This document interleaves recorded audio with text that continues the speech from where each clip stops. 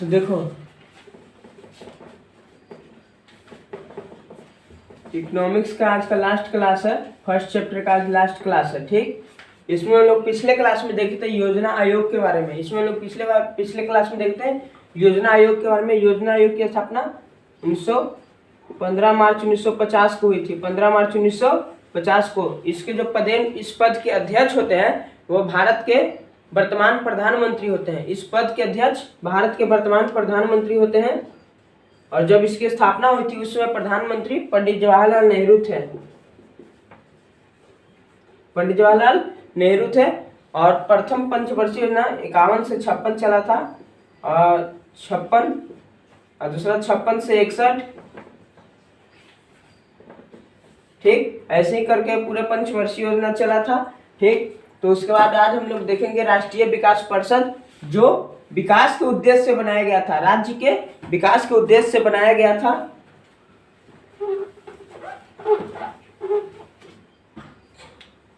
Question है राष्ट्रीय विकास परिषद।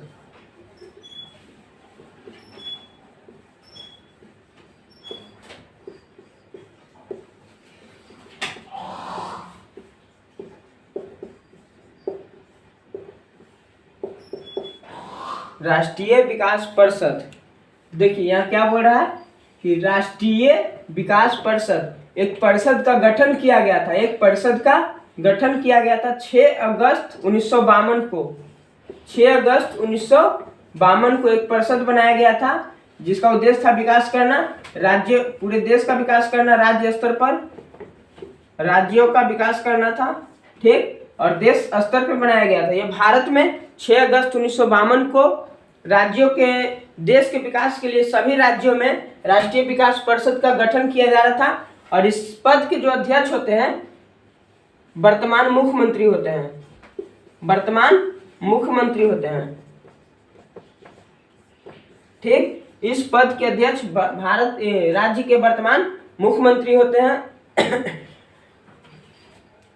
और इसकी स्थापना 6 अगस्त 1952 को की गई थी राज्यों के विकास के लिए। और इसका मुख्य उद्देश्य था योजना आयोग से तालमेल बनाए रखना। योजना आयोग से तालमेल बनाए रखना कि कैसे राज्य का विकास किया जाए। और जब तक राज्य का सभी राज्यों का विकास नहीं होगा, देश का विकास संभव नहीं माना जाता। देश का विकास संभव नहीं माना जाता है। तो इसकी स्थापना कब हुई थी? 6 अगस्त 1952 को।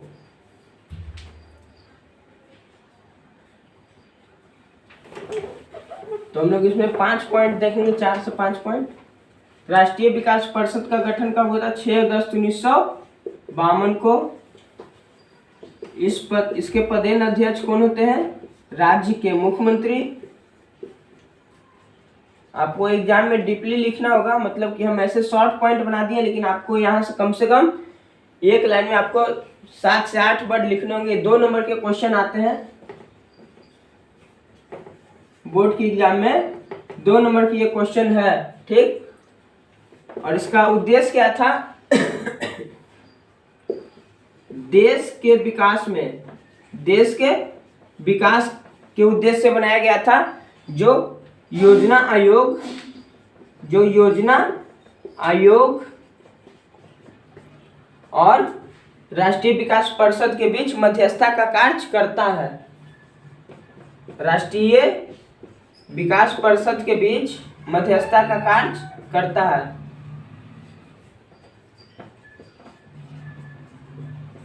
राष्ट्रीय विकास परिषद के बीच मध्यस्थता का कार्य करता है। और इसका देखिए फुल फॉर्म क्या होगा?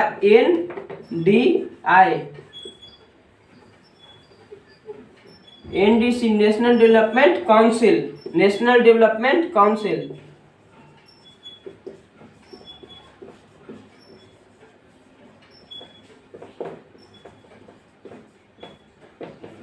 नेशनल डेवलपमेंट काउंसिल आर्थिक नियोजन हेतु देश के विकास में योजना आयोग और राष्ट्रीय विकास परिषद के बीच मध्यस्थता का कार्य किया गया था। तो राष्ट्रीय विकास परिषद की स्थापना कब हुई थी? राष्ट्रीय विकास परिषद की स्थापना 6 अगस्त 1952 को हुई थी। और इसका उद्देश्य था आर्थिक नियोजन हेतु योजना आयोग और राष्ट्रीय विकास परिषद के बीच मध्यस्थता का कार्य करना। मध्यस्थता यानी दोनों को जोड़ कर रखना।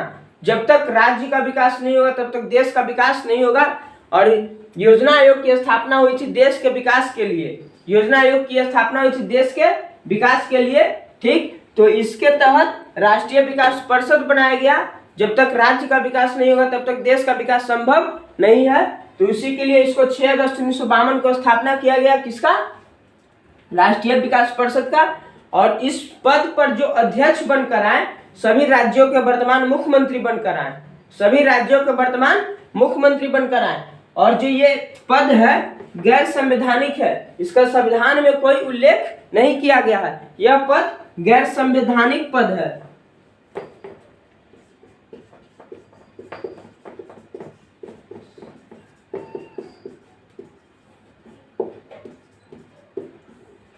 योजना आयोग भी एक गैर संवैधानिक पद है और राष्ट्रीय विकास परिषद भी एक गैर संवैधानिक पद है। और राष्ट्रीय विकास परिषद का फुल फॉर्म होगा, short form NDC, national development council, राष्ट्रीय विकास परिषद, ठीक है। तो आज मेरा राष्ट्रीय विकास परिषद क्वेश्चन समाप्त हुआ और उसके बाद जो नेक्स्ट टॉपिक आएगा वो हम बताएंगे। तब तक इनको स्क्रीनशॉट ले लें आप लोग। और ये 2 नंबर का क्वेश्चन आपके बोर्ड के एग्जाम में पूछता है, ठीक है। तो इस पे फोकस ज्यादा करना है, जो क्वेश्चन ज्यादा एग्जाम में आएगा हम उसमें मार्क कर देंगे कि कौन सा क्वेश्चन ज्यादा एग्जाम में आता है, कौन क्वेश्चन बहुत कम एग्जाम में आता है। स्क्रीनशॉट ले लें।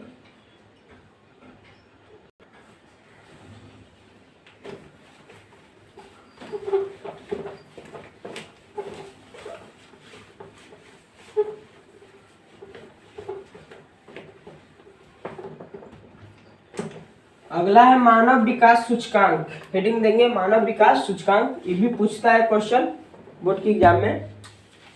क्वेश्चन है मानव विकास सूचकांक।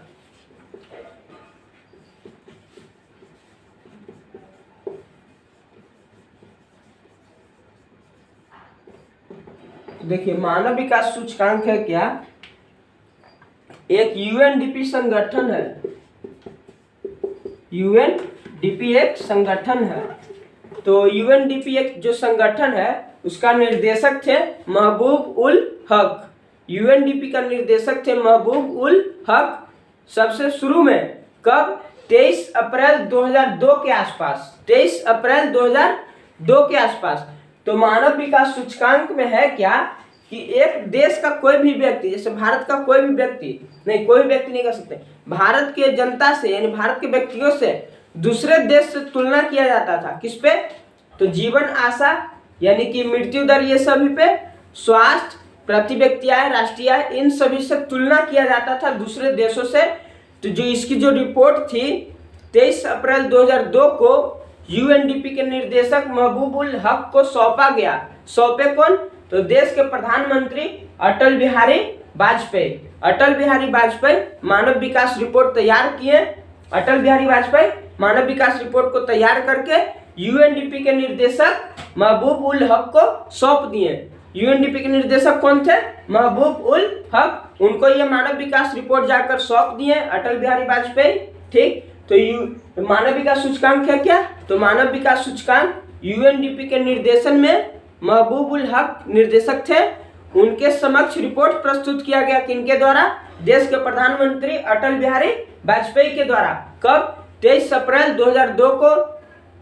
उस रिपोर्ट में ऐसा क्या था भाई, तो उस रिपोर्ट में था क्या कि एक देश की तुलना, जैसे भारत देश की तुलना विकसित देशों से की जा रही थी। भारत एक विकासशील देश है, ठीक। तो विकसित देशों से इसकी तुलना की जा रही थी और किस आधार पे, तो प्रति व्यक्ति आय, जीवन आशा, स्वास्थ्य, शिक्षा, शैक्षणिक स्तर उसको भी बोलते हैं। तो इन सभी स्तर पर विकसित देशों से तुलना की जा रही थी। तब हम पॉइंट देखते हैं क्या थी, तो यूएनडीपी के द्वारा, यूएनडीपी के निर्देशन में, यूएनडीपी के निर्देशन में, और इसके जो निर्देशक थे कौन थे, महबूब उल हक।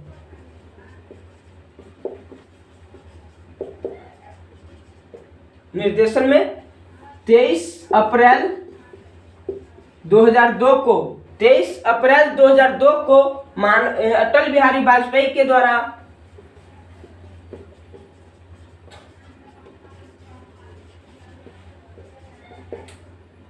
अटल बिहारी वाजपेयी के द्वारा 23 अप्रैल 2002 को मानव विकास रिपोर्ट प्रस्तुत की गई थी। रिपोर्ट प्रस्तुत की गई थी किनके समक्ष? महबूब उल हक के समक्ष रिपोर्ट प्रस्तुत की गई थी। उस रिपोर्ट का उद्देश्य था क्या? उद्देश्य था विकसित देशों से तुलना, विकसित देशों से तुलना करना, विकसित देशों से तुलना करना। जैसे भारत का तुलना किया जा रहा था विकसित देशों से, तो किस आधार पर किया जा रहा था? जीवन आशा, शैक्षणिक स्तर, प्रति व्यक्ति आय, उसको पीसीआई भी लिखते हैं, पर कैपिटा इनकम, एनआई, इन सभी आधार पर भारत का तुलना किया जा रहा था किससे? विकसित देशों से। किनसे तुलना किया जा रहा था? विकसित देशों से। और इसकी जो पहली रिपोर्ट 23 अप्रैल 2002 को अटल बिहारी वाजपेयी के द्वारा सौंपा गया किनको? महबूब उल हक को। ये थे क्या? तो यूएनडीपी के निर्देशक थे, यूएनडीपी के निर्देशक। अब देखिए एक वर्ड आ रहा है यूएनडीपी, शॉर्ट फॉर्म यूएनडीपी, इसका फुल फॉर्म क्या होता है वो भी देख लेते हैं।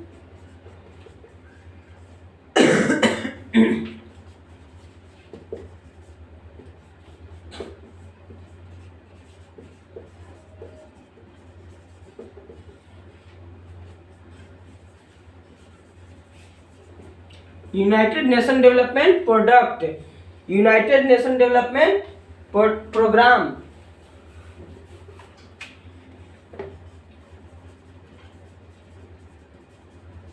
यूनाइटेड नेशन डेवलपमेंट प्रोग्राम, संयुक्त राष्ट्र विकास कार्यक्रम, इसको हिंदी में बोलते हैं संयुक्त राष्ट्र विकास कार्यक्रम।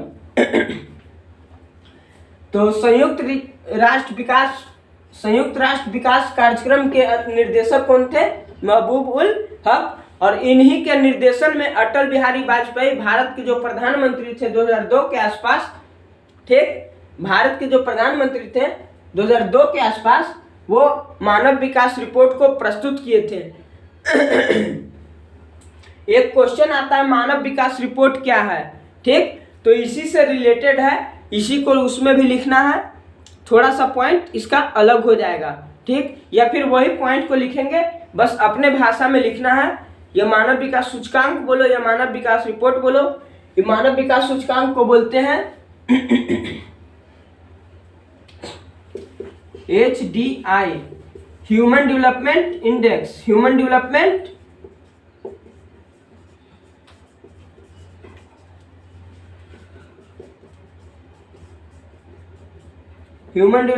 इंडेक्स, मानव विकास सूचकांक को। और एक फुल फॉर्म पूछता है कि मानव विकास रिपोर्ट, तो उसको में सिर्फ रिपोर्ट लगा देंगे।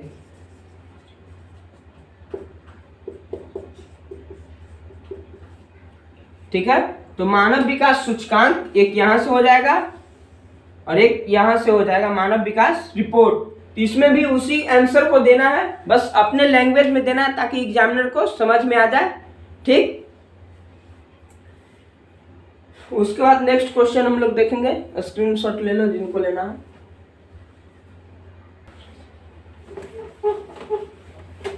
अब इसके बाद आता है क्वेश्चन आधारिक संरचना।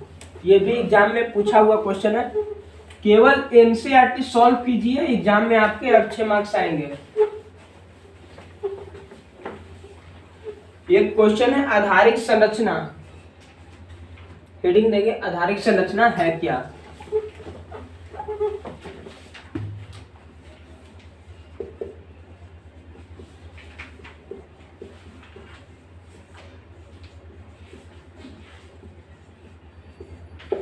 देखिए आधारिक संरचना यानी कि आधार यानी कि बेस, पिलर, जो घर का पिलर जो होता है, सबसे पहले पिलर पड़ता है, वो घर का आधार होता है। अगर आधार नहीं रहेगा तो घर नहीं रहेगा, यानी पिलर नहीं रहेगा तो घर नहीं रहेगा। तो उसी तरह से कहता है कि देश के विकास के लिए एक संरचना होगा, एक संरचना होगा जो आधार होगा। संरचना का आधार के बारे में पूछ रहा है, तो देश के विकास में क्या सहायता करेगा? कोई व्यापार सहायता करेगा, ठीक, कोई स्कूल वाले सहायता करेंगे, किस तरह से? तो नॉलेज के माध्यम से, ठीक, बैंक, परिवहन, बीमा निगम। ठीक, तो आधारिक संरचना किसको कहेंगे?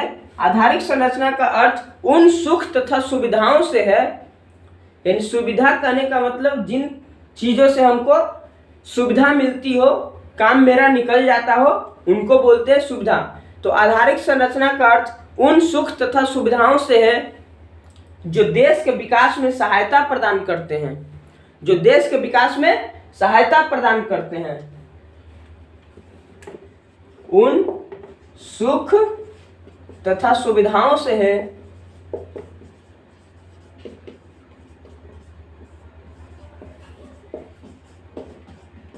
जो देश के विकास में सहायता प्रदान करते हैं।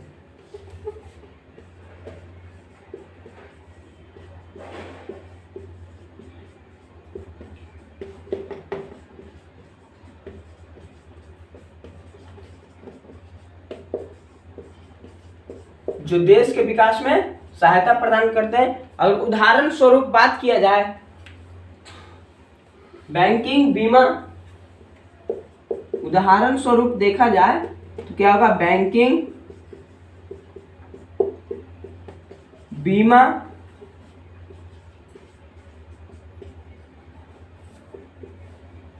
बैंकिंग बीमा, स्कूल कॉलेज, ठीक, ये सब हो जाएगा। परिवहन संचार कम्युनिकेशन वगैरह, उसको तो संचार, ठीक, ये सब देश के विकास में सहायता प्रदान करते हैं, उसी को कहते हैं हम लोग आधारिक संरचना। और जिस देश का आधारिक संरचना जितना मजबूत होगा वह देश उतना ही अधिक विकसित होगा। जिस देश का आधारिक संरचना मजबूत होगा, आधारिक संरचना मजबूत होगा, वह देश उतना ही विकसित करेगा।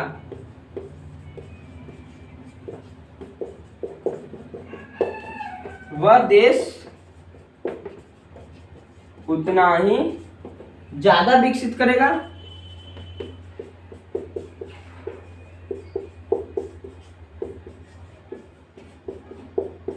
और एक अर्थशास्त्री थे, कुछ क्या नाम था उनका, शायद कुजनेट, वो गरीबी के संदर्भ में बोले थे कि गरीबी एक कैंसर रोग की तरह है।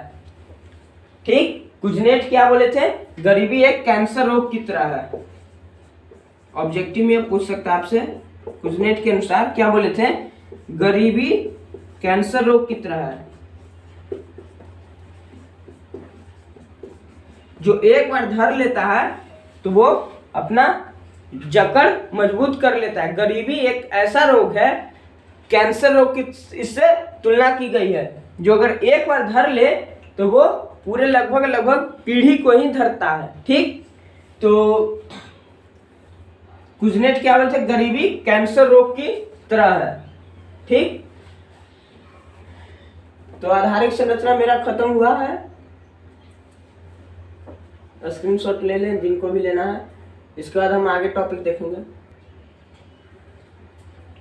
तो हम क्या बोले? कुजनेट के अनुसार एक उनका स्पीच था कि गरीबी कैंसर रोग की तरह है। ठीक, और ज्योग्राफी में हम क्या पढ़ा है? कैंसर रोग में कौन सा दवा का उपयोग किया जाता है? टैक्सोल। हिमालय यब हम लोग पढ़ाए हैं, हिमालय यब ज्योग्राफी में। ठीक, इससे भी क्वेश्चन आता है, और ये क्वेश्चन तो बहुत बार पूछा है कि कैंसर में किस दवा का प्रयोग किया जाता है, या टैक्सोल दवा का प्रयोग किस चीज में किया जाता है। ठीक, और देखिए गरीबी के संदर्भ में एक और स्पीच दिया रेगनर नरकस। रेगनर नरकस बोले कि गरीबी को जन्म देती है। उनका भी यही का नाम है, ये करे गरीबी कैंसर रोग की तरह, यानी कि आसानी से खत्म नहीं होने वाला है। और एक बार जब गरीबी धर लिया तो गरीबी को ही जन्म देता है। ठीक, तो कुजनेट और रेगनर नरकस के अनुसार दोनों का स्पीच सेम है, लेकिन दोनों अलग अलग बात कहे गए, सेंस एक ही निकलेगा। ये कहें कि गरीबी कैंसर रोग की तरह है, और वो बोले कि गरीबी को ही जन्म देती है, यानी गरीबी एक बार आ गई तो गरीबी समाप्त नहीं होगी, और कैंसर रोग आ गया तो कैंसर रोग आसानी से समाप्त होने वाला नहीं है। दोनों का स्पीच सेम ही है, लेकिन सेंटेंस अलग हो जाएगा। सेंटेंस अलग हो जाएगा, सेंस पे मत जाना।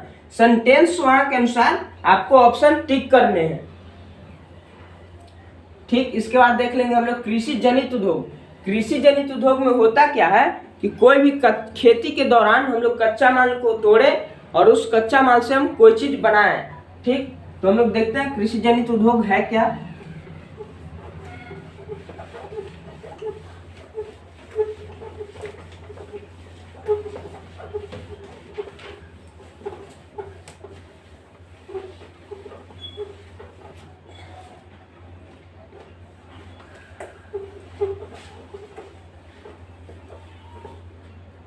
हेडिंग देंगे क्वेश्चन कृषि जनित उद्योग।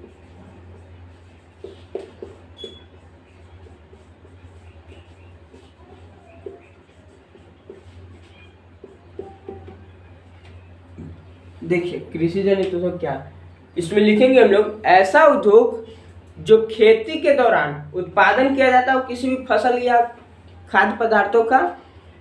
ऐसा उद्योग जो खेती के दौरान किसी भी खाद्य पदार्थों का उत्पादन किया जाता हो और उन उत्पादन किए गए पदार्थों से कोई दूसरा मटेरियल तैयार किया जाता हो।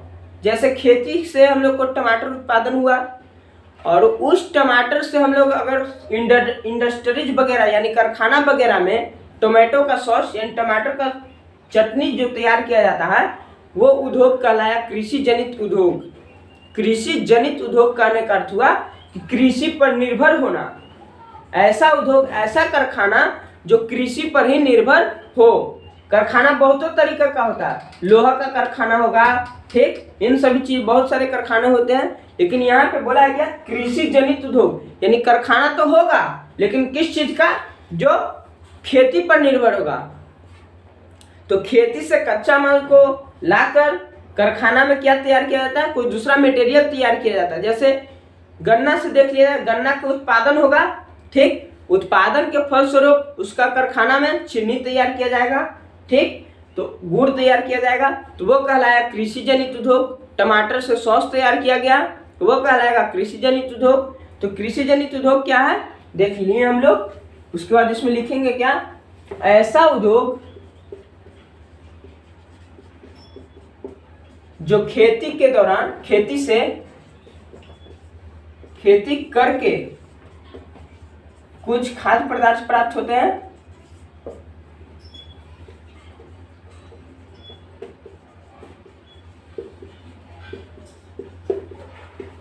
ठीक, और इन खाद्य पदार्थों को कारखाना में कोई दूसरा मटेरियल तैयार करने के लिए ले जाया जाए और उन पदार्थों से कोई दूसरा मटेरियल तैयार किया जाए, दूसरा मटेरियल तैयार किया जाए, तो ऐसे उद्योग को क्या बोलेंगे, कृषि जनित उद्योग, यानी जो कृषि पर निर्भर होगा, उद्योग कहते हैं। ठीक है, जैसे में एग्जाम्पल में हम लोग एक दो लिख लेंगे।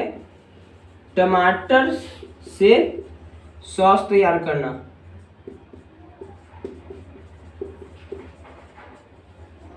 गन्ना से चीनी तैयार करना,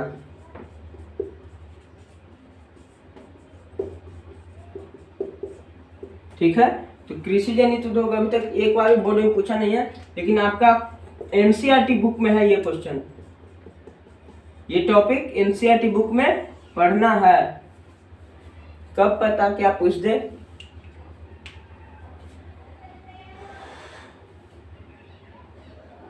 स्क्रीनशॉट ले लो जिनको लेना है।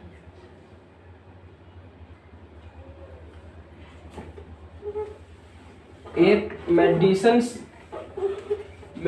थे इकोनॉमिस्ट, वो एक स्पीच दिए थे, धनी देश का बढ़ता हुआ आय आर्थिक वृद्धि कहलाता है। धनी देश का बढ़ता हुआ आय आर्थिक वृद्धि कहलाता है, और निर्धन देश का अगर आय बढ़े तो वो कहलाता है आर्थिक विकास। ठीक, आर्थिक विकास, निर्धन देशों की बढ़ती हुई आय आर्थिक विकास कहलाती है, और धनी देश की बढ़ती हुई आय आर्थिक वृद्धि कहलाती है। और उसके बाद हम लोग देखेंगे वस्तु विनिमय प्रणाली है क्या, पूछता है क्वेश्चन ये, वस्तु विनिमय प्रणाली।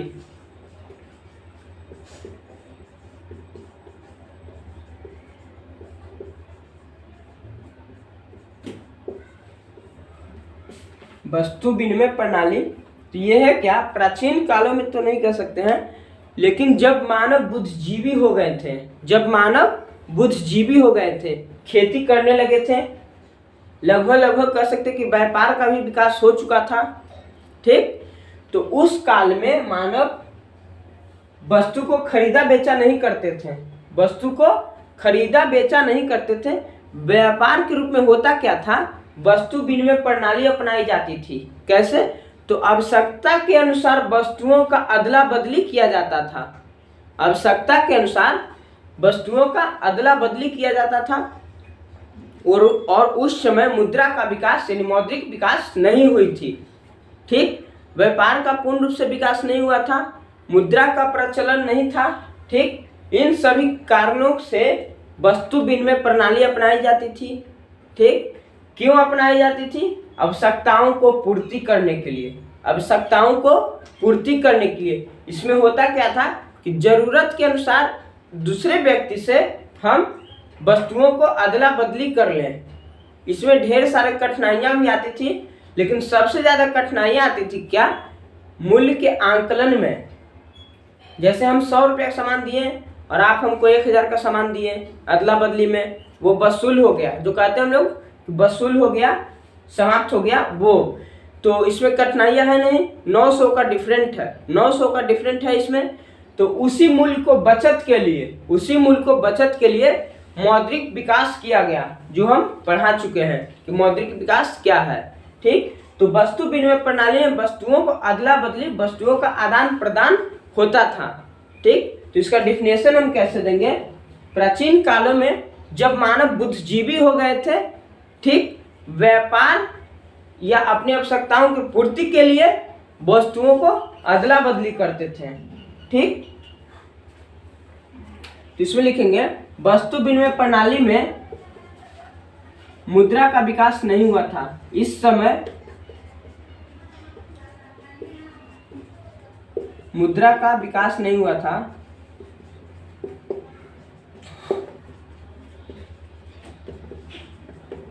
तो उस समय क्या अपनाई जाती थी, वस्तु विनिमय प्रणाली। उस समय वस्तु विनिमय प्रणाली अपनाई जाती थी।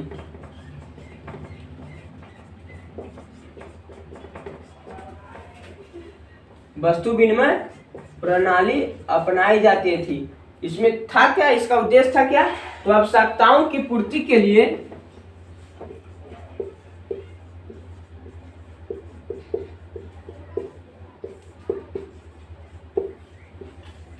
आवश्यकताओं की पूर्ति के लिए वस्तुओं का अदला बदली, वस्तुओं का आदान प्रदान, वस्तुओं का आदान प्रदान किया जाता था, ठीक। वस्तुओं का आदान प्रदान किया जाता था। तो एक वस्तु के बदले दूसरे वस्तु दी जाती थी, एक वस्तु के बदले दूसरे वस्तु दी जाती थी। वही ये सेंस बता रहा है, वस्तुओं का आदान प्रदान करने का आवश्यकता के अनुसार एक वस्तु के बदले दूसरे वस्तु दी जाती थी। जैसे हमको 1 केजी चावल की आवश्यकता है और आपको 1 केजी घी की आवश्यकता है, तो हम आपको 1 केजी घी देंगे और आप हमको 1 केजी चावल देंगे। तो अभी के हिसाब से अगर बात किया जाए तो दोनों में तो बहुत का आसमान जमीन का फर्क है, ठीक। तो ये सबसे बड़ी कठिनाइयां होती थी मूल्य का आकलन में, ठीक। तो वस्तु विनिमय प्रणाली क्या है, जब मुद्रा का विकास नहीं हुआ था प्राचीन कालों में, जब मानव बुद्धिजीवी हो गए थे, लगभग खेती करने लगे थे, व्यापार भी एक तरह से व्यापारिक सभ्यता बन गई थी, नगरीय सभ्यता बन गई थी जब, तो उस समय वस्तु विनिमय प्रणाली अपनाई जाती थी। यानी आवश्यकताओं की पूर्ति के लिए वस्तुओं को अदला बदली या आदान प्रदान किया जाता था, ठीक। उसी को बोलते हैं हम लोग वस्तु विनिमय प्रणाली।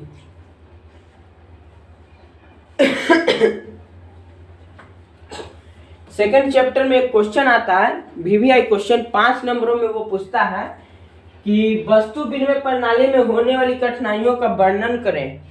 पूछा हुआ क्वेश्चन है, वस्तु विनिमय प्रणाली में होने वाली कठिनाइयों का वर्णन करें।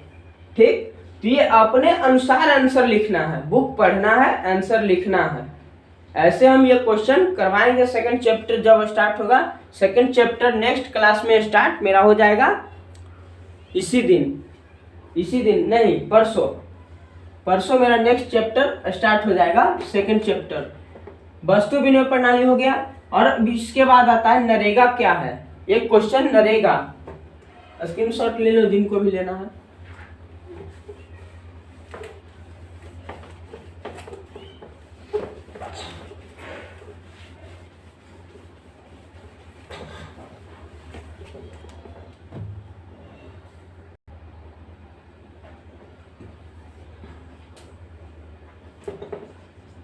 अगला टॉपिक है नरेगा।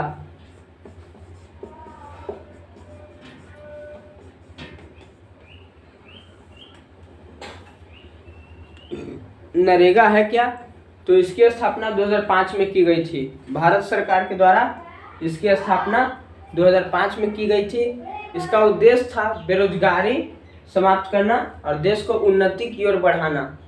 बेरोजगारी समाप्त करना और देश को उन्नति की ओर बढ़ाना। इसमें सरकार ग्रामीण क्षेत्रों में रहने वाले लोगों को साल भर में 365 दिन यानी कि उसमें से 100 दिन रोजगार उपलब्ध कराती थी। 100 दिन रोजगार उपलब्ध कराती थी और उसके बदले उसे मजदूरी दी जाती थी। नरेगा के तहत ग्रामीण क्षेत्रों में रहने वाले लोगों को 100 दिन रोजगार उपलब्ध कराया जाता था और उसके बदले उसे मजदूरी दी जाती थी। ठीक, ये प्रणाली सार्वजनिक वितरण प्रणाली है। विश्व की सबसे बड़ी योजना है ये, जो सरकार जॉब दे रही है, प्राइवेट जॉब एक लेबर के रूप में जो कर रहे हैं लोग, वो नरेगा के तहत ही करते हैं। रेलवे वगैरह में कुछ स्टाफ जो होते हैं प्राइवेट स्टाफ होते हैं, ठीक, तो वो नरेगा के तहत ही जाते हैं। जो सरकार साल भर में 100 दिन रोजगार उपलब्ध कराती है और उसके बदले उनको मजदूरी देती है। नरेगा एक ग्रामीण वितरण प्रणाली है।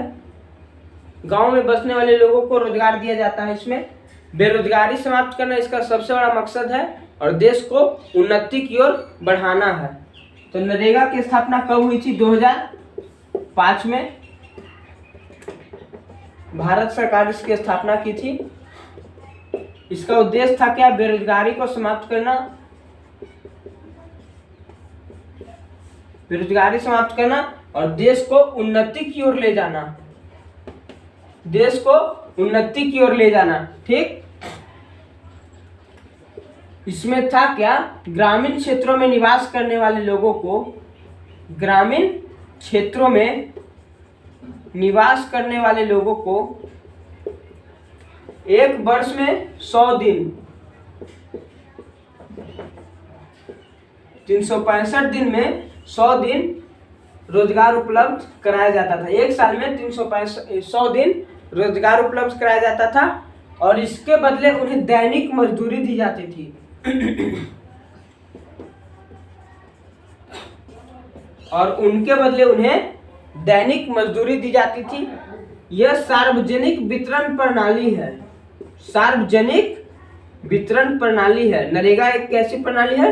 सार्वजनिक वितरण प्रणाली और विश्व की सबसे बड़ी योजना है ये,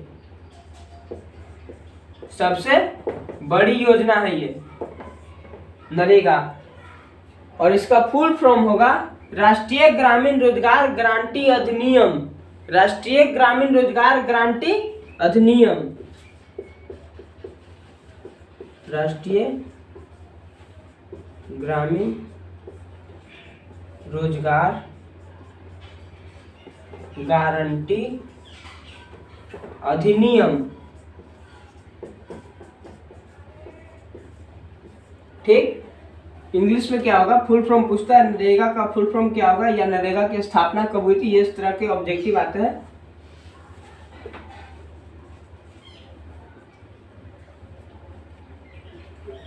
अरे गलती मीनिंग लिखे NREGA।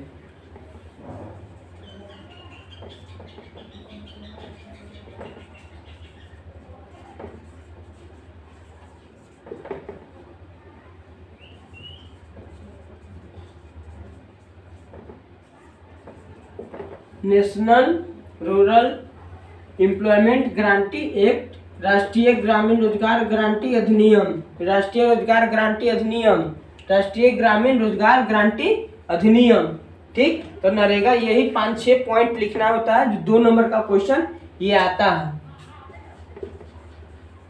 जिस क्वेश्चन में हम 2 नंबर लिख रहे हैं वो क्वेश्चन आता ही आता है।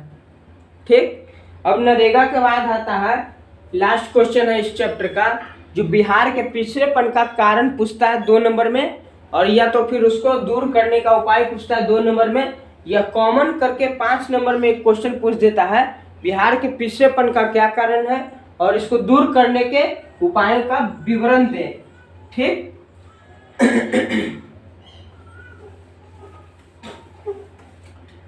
तो हेडिंग डालेंगे बिहार के पिछड़ेपन का कारण तथा दूर करने के उपाय।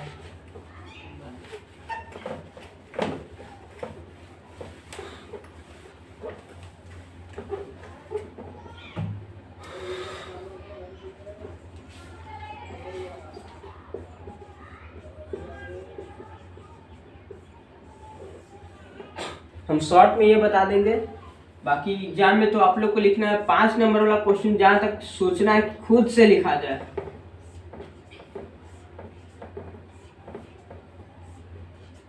ठीक, तो देखिए बिहार की अर्थव्यवस्था है जो अधिकतर कृषि पर निर्भर है, तो पिछड़ेपन का कारण है कि केवल कृषि पर निर्भर रहना,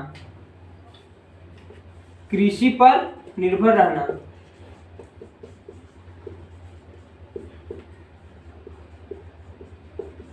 और कृषि पर तो निर्भर है, लेकिन अगर उत्तरी बिहार की बात की जाए तो वहां ज्यादा बाढ़ की स्थिति बनी रहती है दियारा के क्षेत्रों में। ठीक, और दक्षिणी बिहार की बात की जाए तो सुखाड़ की स्थिति अधिकतर बनी रहती है। तो एक कारण हो सकता है बाढ़ तथा सूखा की स्थिति, बाढ़ तथा सूखा की स्थिति।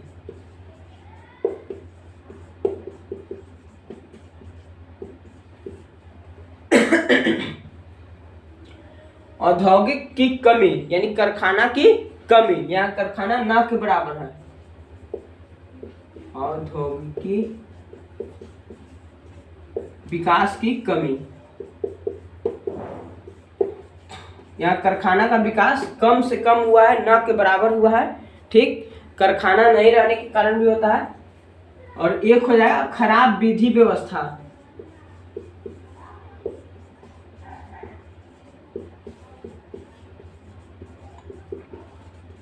ठीक, कुशल प्रशासन का अभाव,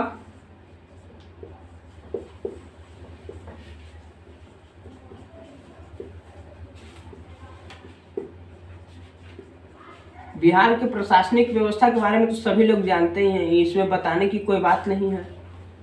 कुशल प्रशासन का अभाव, और सबसे बड़ा एक कारण माना जा सकता है जनसंख्या, बढ़ती हुई जनसंख्या।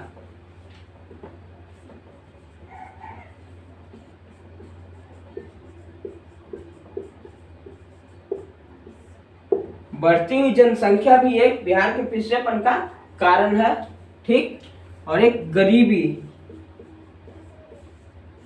इसको नहीं लिख सकते हैं क्योंकि बिहार में अगर बिहार के लोग पीछे रहेंगे तो वह गरीबी का ही रूप धारण करेगा। ठीक, तो ये कारण हुआ क्या, बिहार के पिछड़ेपन का कारण हुआ। और एक हम लोग लिख सकते हैं जो क्वेश्चन देखे थे कि किसी भी देश के विकास के लिए आधारिक संरचना का विकास होना बहुत जरूरी है, तो बिहार के आधारिक संरचना का विकास में कमी।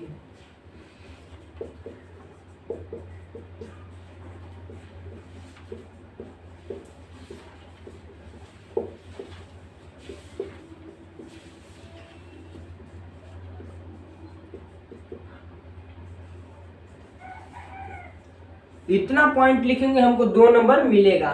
ठीक, एग्जाम में हमको क्या करना है, एक एक लाइन डैश देके लिख देना है इन सभी पॉइंट के बारे में। ये पिछड़ेपन का कारण है किसका, बिहार का। और इधर देख लेंगे हम लोग बिहार के पिछड़ेपन के दूर करने के उपाय।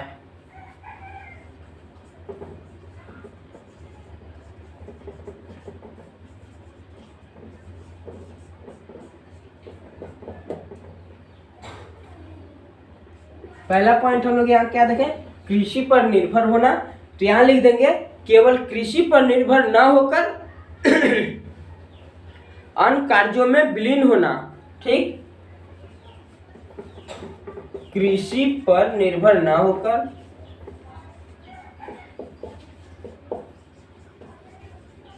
अन्य कार्यों में विलीन होना।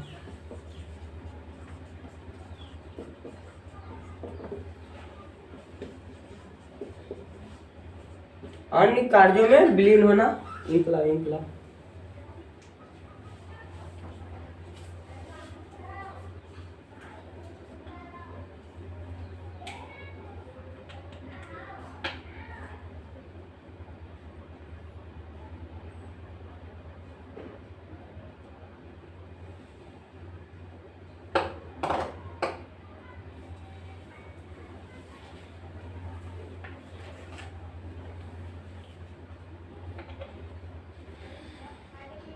देखिए, कृषि पर निर्भर ना होकर अन्य कार्यों में विलीन होना। विदेश में क्या होता है कि वहाँ के लोग ज़्यादातर गवर्नमेंट जॉब पे निर्भर नहीं होते हैं, वहाँ पर लोग अपने अपने जॉब पर निर्भर होते हैं। ठीक, अपने अपने जॉब पे निर्भर होते हैं। टैक्स यानी लगान जो सरकार को चुकाते हैं नियमित रूप से और सही तरीकों से चुकाते हैं, टैक्स चोरी नहीं करते हैं। उनके विकास का ये सबसे बड़ा कारण है। लेकिन यहाँ तो टैक्स ही चोरी होता है। कृषि पर निर्भर ना होकर अन्य कार्यों में विलीन होना, यानी कि हमको काम करना है, लेकिन ये केवल नहीं कि हम कृषि कर रहे हैं तो कृषि अन्य कार्यों में भी विलीन होना चाहिए विकास के लिए। बाढ़ तथा सूखा की स्थिति से बचने के लिए हम एक बताए थे परियोजना। परियोजना के तहत क्या होता है कि डैम तैयार किया जाता है। ठीक, बांध तैयार किया जाता है। तो परियोजना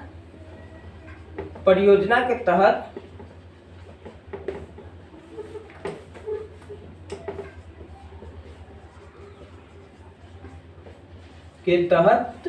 कार्य करना। ढेर सारा नदी घाटी परियोजना है, उन सभी के तहत कार्य करना। डैम तैयार करेंगे, जहां बाढ़ की स्थिति बनती है वहां डैम बनाएंगे, वहां का पानी इकट्ठा करके जहां सूखा की स्थिति बनी वहां पानी को ट्रांसफर करेंगे या भेजेंगे नहर के माध्यम से। ठीक, अगला है औद्योगिक विकास की कमी। तो यहाँ लिखेंगे औद्योगिक विकास करना। औद्योगिक विकास करना। ठीक, अगला पॉइंट हो जाएगा खराब विधि व्यवस्था। तो नियम कानून के अनुसार ही चलना।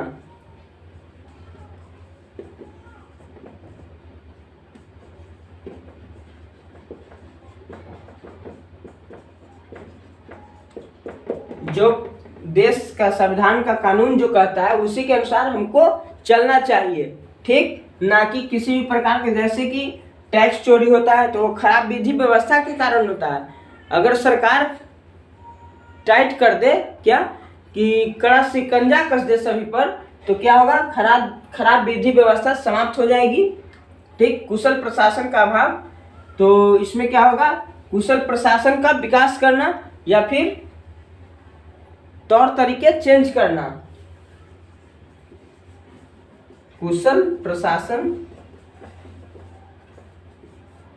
का विकास लिख सकते हैं। कैसे विकास करेगा कुशल प्रशासन, कैसे होगा, हमारे जो बिहार की पुलिस है वह कैसे बढ़िया बनेंगे, अच्छा बनेंगे।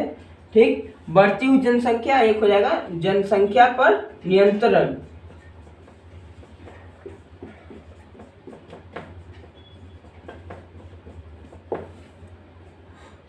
और हिंदी की एग्जाम में एक क्वेश्चन आता है, इससे लिखने के लिए आएगा जनसंख्या नियंत्रण पर आता है ये क्वेश्चन, जनसंख्या नियंत्रण पे 5 नंबर में।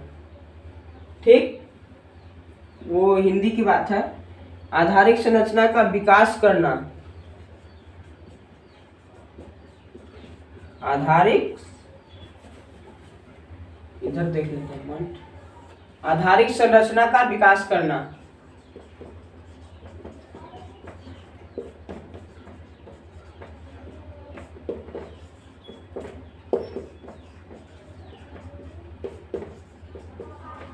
ठीक, तो आज के लिए टॉपिक ये समाप्त हुआ, लेकिन एक बार देख लेते हैं कि ये दोनों क्वेश्चन बोर्ड के एग्जाम में आता ही आता है। और एक ऑब्जेक्टिव टाइप आता है कि छात्र आंदोलन के नेता कौन थे? जयप्रकाश नारायण। छात्र आंदोलन के नेता कौन थे? जयप्रकाश नारायण। और इन्होंने संपूर्ण क्रांति का एक नारा दिया था। संपूर्ण क्रांति का एक नारा दिया था। इन्हें लोकनायक भी कहा जाता है। लोकनायक कहने का अर्थ हुआ हीरो, जनता का हीरो। किन्हें कहा जाता है? जयप्रकाश नारायण को। और ये छात्र आंदोलन के नेता थे। छात्र आंदोलन आप लोगों को सिविक्स में पढ़ना है।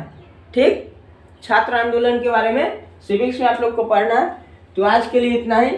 अगले दिन हम नेक्स्ट टॉपिक स्टार्ट करेंगे, नेक्स्ट चैप्टर स्टार्ट करेंगे, सेकंड चैप्टर, राज्य एवं राष्ट्र की आय।